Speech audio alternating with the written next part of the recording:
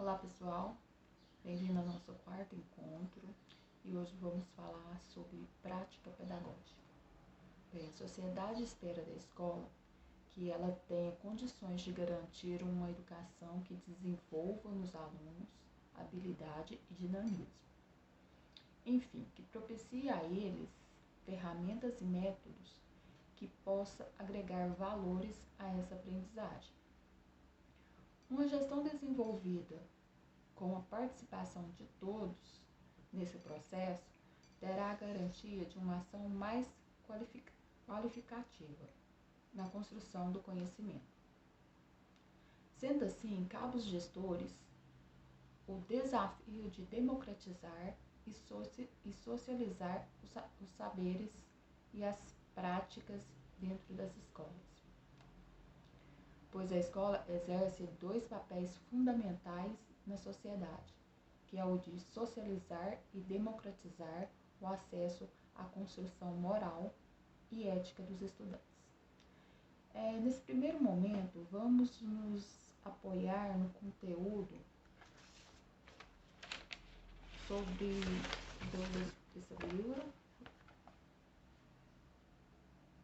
sobre práticas pedagógicas. O principal objetivo da educação, durante muito tempo, foi transmitir conhecimentos e saberes produzidos pelo ser humano, de geração para geração. Nesse contexto, o professor tinha uma posição privilegiada, pois era considerado o detentor absoluto do conhecimento. Com o passar do tempo, a educação sofreu várias mudanças, especialmente no que se refere ao papel do professor. O crescente avanço das novas tecnologias de comunicação e informação, presente em todas as áreas do conhecimento, disponíveis em várias instâncias, proporciona o surgimento de novas formas de interação entre as pessoas, capazes de provocar mudanças nos velhos paradigmas. Essas mudanças causam desequilíbrio, principalmente na área da educação, onde as tradicionais paradigmas do ensino-aprendizagem são muito mais difíceis de serem modificadas e as leis, abre aspas, as estratégias educacionais precisam mudar para atender à solicitação da sociedade, do saber ou da informação, fecha aspas, Belling, 1996.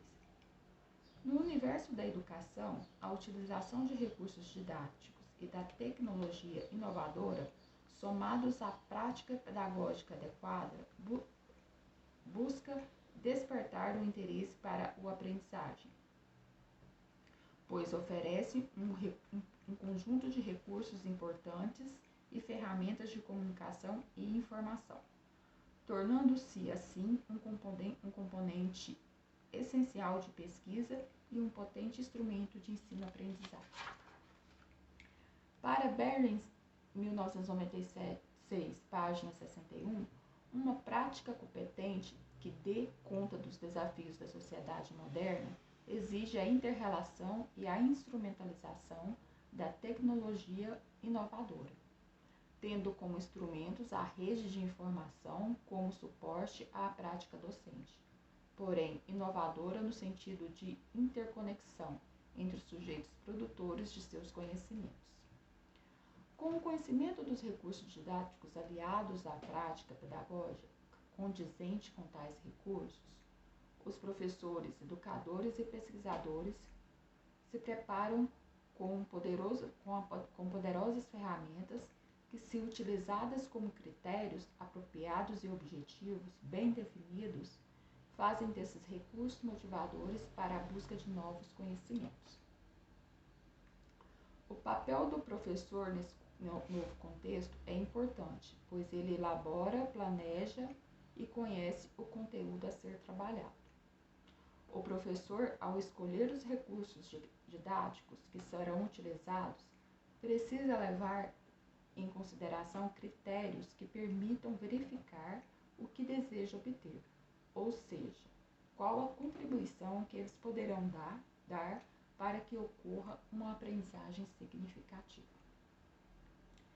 Ao utilizar os recursos disponíveis para produzir conhecimento por meio de pesquisa, o professor deixa de ser apenas um consumidor de conhecimento, técnica e ensino, tornando-se um produtor de conhecimento e novos saberes.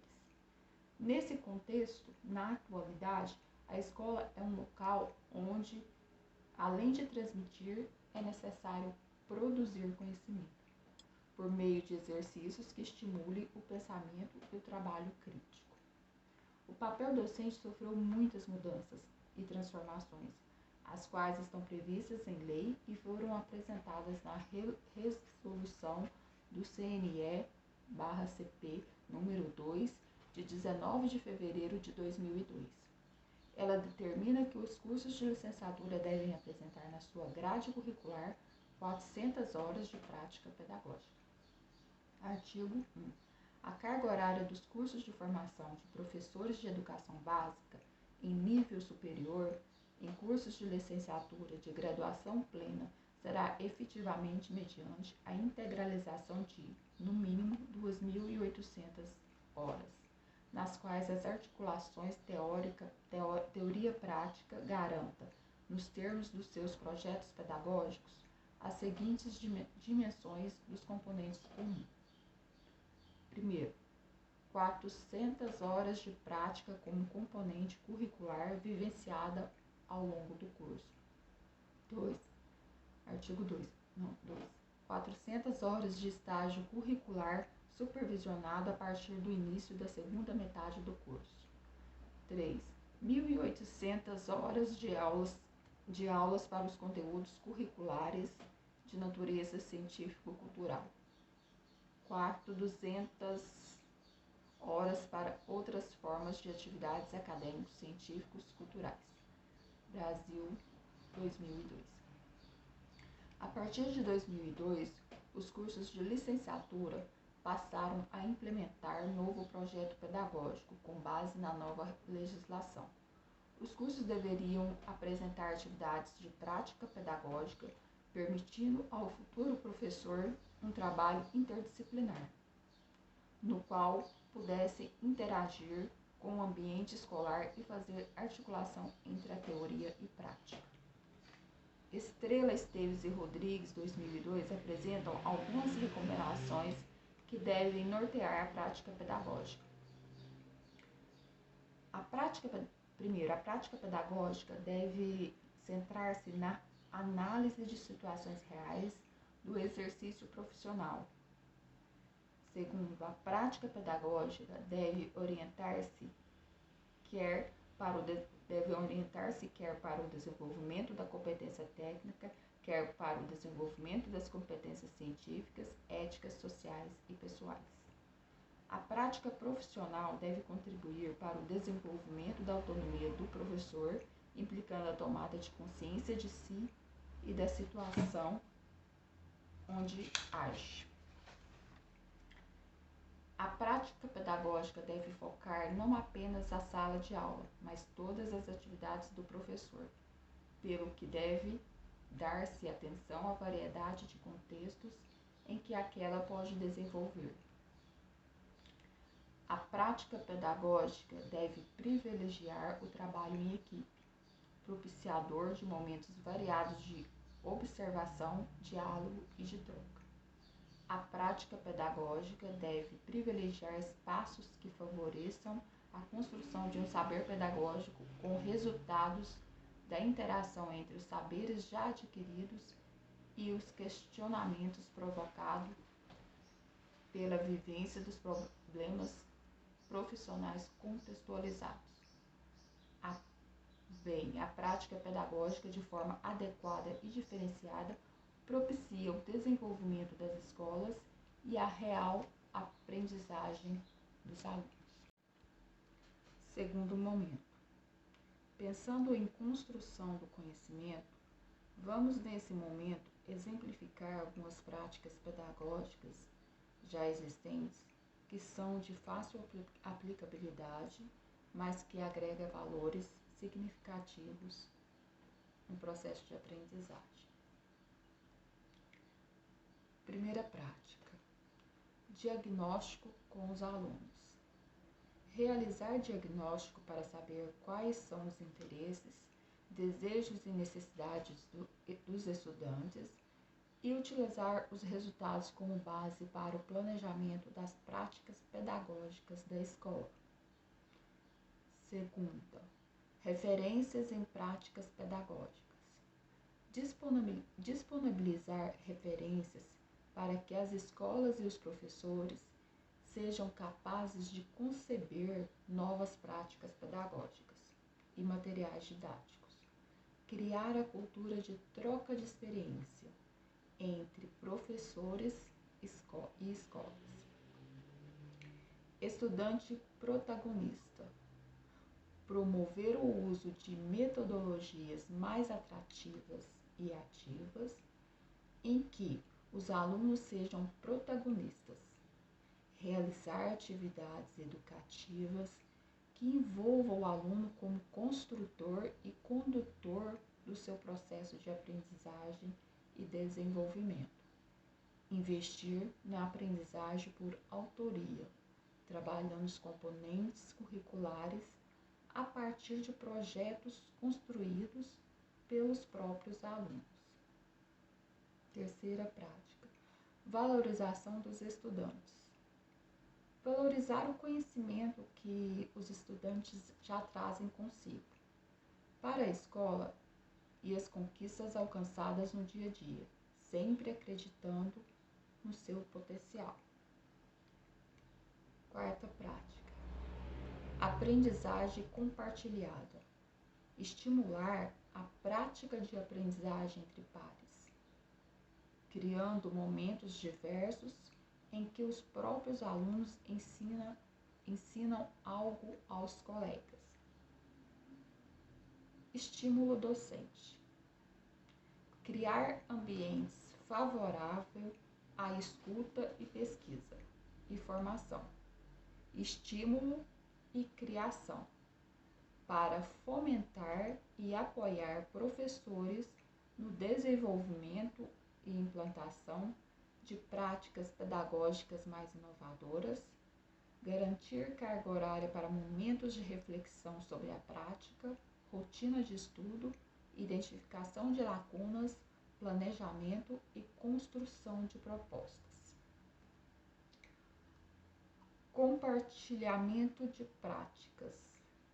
Promover espaços de compartilhamento de prática entre professores, fortalecendo vínculos e estimulando a troca entre pares. Apoiar educadores a sistematizar e monitorar suas práticas, construindo um sistema de documentação que facilite esse registro. Incluir as práticas desses professores no banco de referências. Experimentação. Desenvolver práticas pedagógicas que possibilitem aos estudantes colocar a mão na massa, aprendendo através de projetos, resolvendo problemas reais, criando e testando soluções concretas, promover atividades educativas que fomentem a experimentação, a inovação, a criação, o exercício da cidadania e o desenvolvimento integral dos alunos. Planejamento para a tecnologia. Realizar planejamentos específicos para o uso da tecnologia, definindo objetivos e formatos claros. Estar atento para a rápida defasagem de ferramentas tecnológicas. Computadores e tablets ficam obsoletos. Discutir com os alunos desejos e formatos para utilizar a tecnologia na escola de forma ampla. Ampliar o entendimento e o repertório dos professores sobre os usos de tecnologia na educação. Novas plataformas. Criar novas plataformas para apoiar a educação, como a Centros Urbanos e a Faz Sentido. Empoderamento do aluno. A ideia de empoderar o aluno significa promover metodologias que o façam assumir o papel de construtor e condutor do próprio processo de aprendizagem e desenvolvimento. Isto é, ele deve ser considerado o protagonista da própria formação. Logo, suas opiniões e impressões têm peso significativo para as ações da escola e para a condução de uma aula.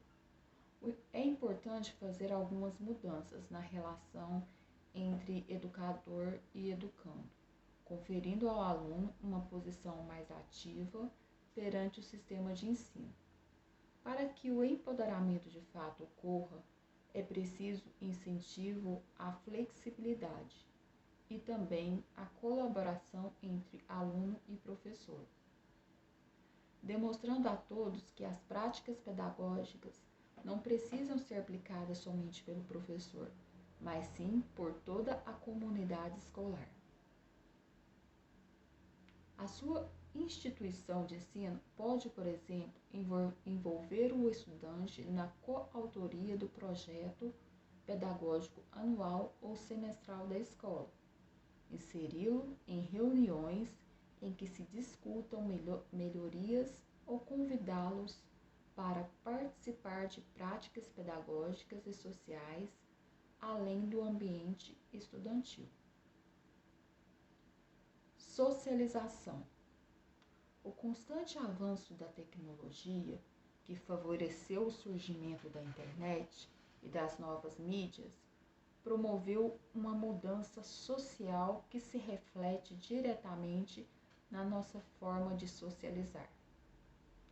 Estamos sempre conectados uns com os outros e em constante comunicação, independente da distância geográfica. A comunicação acontece por meio de fotos, frases, vídeos, figuras, diálogos e de outras muitas maneiras. Essa é a realidade do aluno do século XXI e muitos deles simplesmente não sabem como foi o mundo antes da tecnologia e da socialização. Por essa razão, é muito difícil entenderem e aceitarem a ausência disso no ambiente escolar. A sugestão aqui é que a instituição de ensino ofereça e valorize atividades que promovam a interação, a criação e a colaboração entre os discentes. Afinal, a socialização é o agente construtor da nossa realidade e o posicionamento da escola quanto a esse assunto é fator determinante para o desenvolvimento cognitivo e social do aluno. Conscientização. Entre as práticas pedagógicas que mais colaboram para a qualidade na educação está o aproveitamento de datas especiais para trabalhar a conscientização de alguns temas com os estudantes. Aliás, é bastante comum encontrar escolas que desenvolvam atividades específicas no Dia da Água, da Árvore, da Consciência Negra e outros. O bullying, por exemplo, é um assunto bastante polêmico e que vem atraindo cada vez mais a atenção das instituições de ensino, dos professores e dos alunos. A data 20 de outubro é o Dia Mundial do Combate ao Bullying e ela pode ser uma chance para que a escola aborde o tema e desenvolva medidas de conscientização e prevenção. Todavia, para captar o interesse dos jovens, é necessário buscar por inovações que os estimulem a participar e compreender melhor as temáticas dessas mobilizações, uma vez que podem ser mais complexas e delicadas. Interdisciplinaridade. Basicamente, usa-se na educação como uma maneira de desenvolver um processo de integração e complementação dos conteúdos de uma disciplina com as outras áreas do conhecimento, mesmo que aparentemente distintas.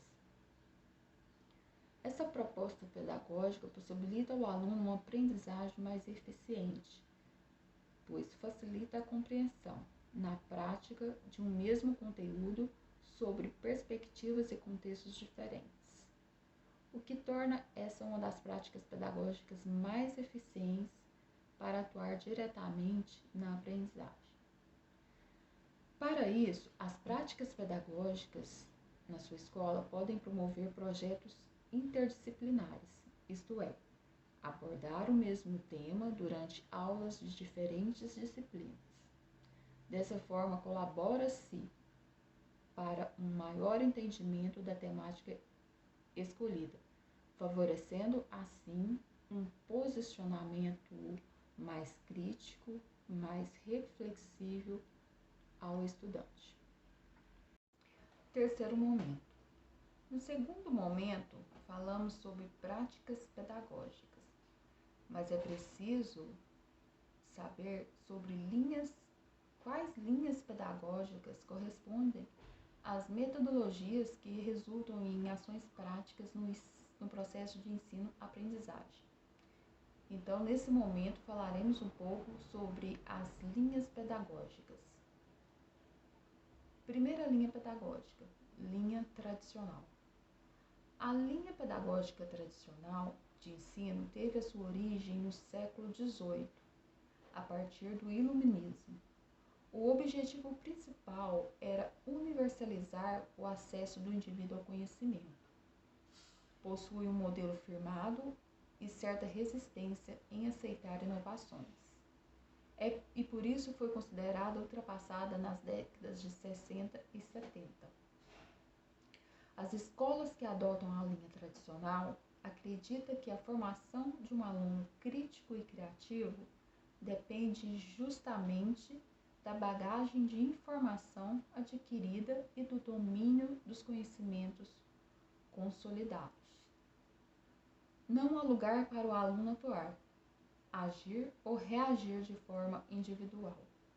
Não existem atividades práticas que permitem aos alunos inquirir, criar e construir. Geralmente, as aulas são expositivas, com muita teoria e exercícios sistematizados para a memorização. O professor é o guia do processo educativo e exerce uma espécie de poder. Tem como função transmitir o conhecimento e informações, mantendo certa distância dos alunos, que são elementos passivos em sala de aula. As avaliações são periódicas, por meio de provas, e medem a quantidade de informação que o aluno conseguiu absorver. São escolas que preparam seus alunos para o vestibular desde o início do currículo escolar e enfatizam que não há como formar um aluno questionador sem uma base sólida, rígida e normativa de informações. Linha pedagógica democrática.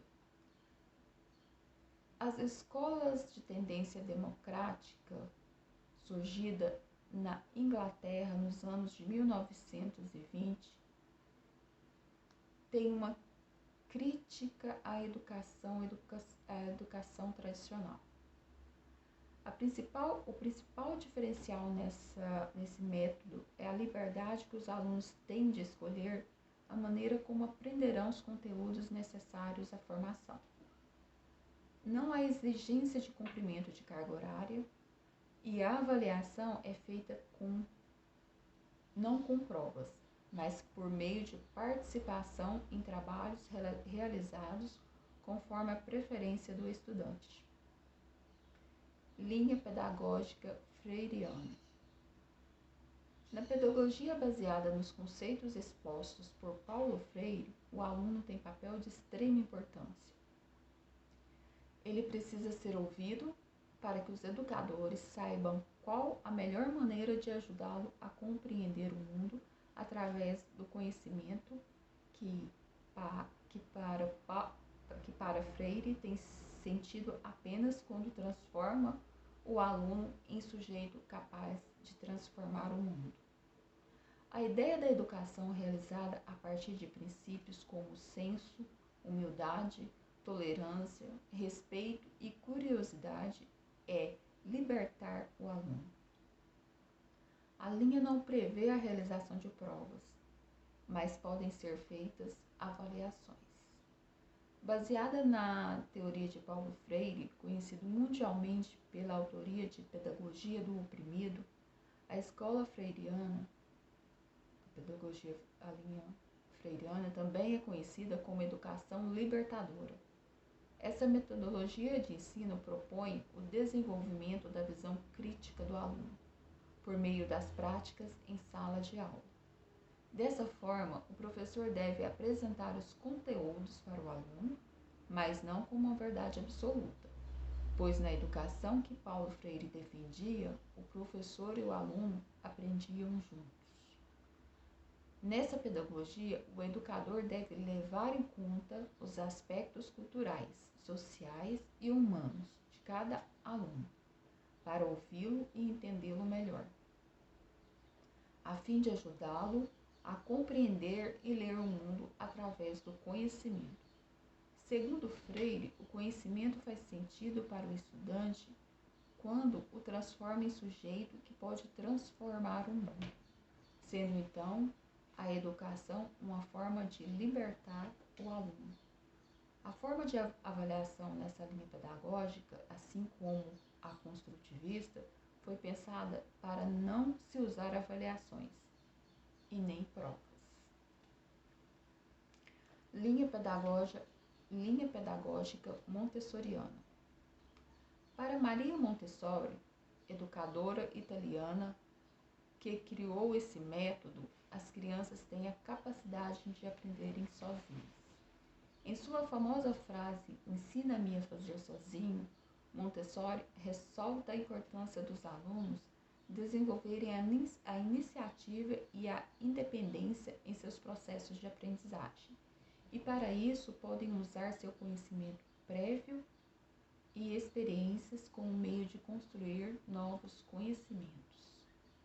Nessa abordagem, também chamada de pedagogia científica, as salas são equipadas com diversos materiais e atividades, e os alunos podem escolher o que irão fazer em cada dia. O professor tem papel de guia, tirando dúvidas e ajudando os alunos a superar as dificuldades, além de organizar a gradação das atividades para garantir a evolução de cada indivíduo. Desse modo, os estudantes se desenvolvem de maneira ativa, criando um senso de responsabilidade pelo próprio aprendizado, exercendo a capacidade de fazer escolhas com independência e autonomia. Uma das vantagens desse projeto educacional é que os alunos podem se desenvolver cada um no seu ritmo, dentro dos módulos obrigatórios propostos. As classes podem ser organizadas como no método tradicional ou por ciclos, com crianças de idades diferentes. Forma de avaliação. A avaliação pode ser feita a partir dos registros dos professores em relação às atividades que o aluno realiza. É comum ter uma monografia no final do ensino fundamental e do ensino médio. Podem existir provas também, dependendo de como a escola aplica a metodologia. Linguagem pedagógica construtiva. A linha pedagógica construtiva busca desenvolver o conhecimento do estudante através da formulação de hipóteses e resolução de problemas. Nesse contexto, o conteúdo não é transmitido unicamente do docente para o aluno. É dada ênfase na questão cognitiva, a fim de que os estudantes desenvolvam sua autonomia. Os métodos de ensino vão além de aulas expositivas, com a utilização de elementos artísticos, por exemplo. O objetivo é que o aluno, por meio dos conhecimentos, já possua já possua, aprenda algo novo. Nesse método pedagógico, que tem Levi Vygotsky e Jean Piaget como principais nomes, o aluno é o protagonista do seu processo de aprendizado. Ou seja, a educação não é uma simples transmissão de conhecimento. Ela vai além, tornando-se um processo que dá suporte e permite o aluno criar e experimentar o conhecimento e o aprendizado. Dessa maneira, o conteúdo e o ensino se tornam guias e ferramentas para que os estudantes construam o seu conhecimento, por meio de resoluções de problemas e formulação de hipóteses, valorizando assim os conteúdos e vivências anteriores de cada um. Não existe ninguém para dar as respostas. O aluno aprende a aprender. A forma de avaliação nessa linha pedagógica foi pensada para não se usar avaliações nem prova, dado que é um processo que cada aluno constrói o seu próprio conhecimento. Logo, é único e diverso. Esse método pedagógico recebe algumas críticas por conta da aplicabilidade no contexto brasileiro, dadas as condições estruturais das escolas, quantidade de alunos por sala e a forma de trabalho dos professores. Linha pedagógica Waldorf. De todas as linhas pedagógicas existentes, a Waldorf, desenvolvida pelo filósofo Rudolf Steiner em 1919, é provavelmente a que mais exige engajamento e concordância por parte dos pais. A cada ciclo de 7 anos, de 0 a 7, de 7 a 14 e de 14 a 21, a criança tem um único tutor, que deverá servir como referência ao aluno, que, ao exemplo do que ocorre no construtivismo e como as ideias de Montessori, é o foco desse filósofo de ensino. No começo da vida escolar, por exemplo, existe uma preocupação muito grande para que a criança não pule etapas do seu desenvolvimento, como, por exemplo, ser alfabetizada antes dos 7 anos de idade. No ensino infantil, há ênfase em artes e em trabalhos manuais e corporais. A visão é holística, visando integrar os aspectos físicos, emocional e espiritual do aluno. 4 momentos.